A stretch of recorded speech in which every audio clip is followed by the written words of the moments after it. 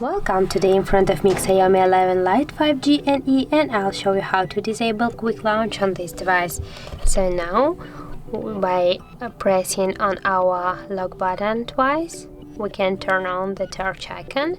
To deactivate this function, just go to the settings and scroll down here to the additional settings. Now we'll see the button shortcut section, tap here, and right now you can see that this section turn on torch with a double press on the power button. Just here switch this to none.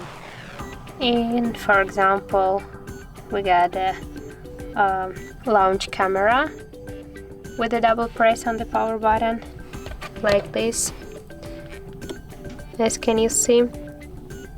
Now just go to settings.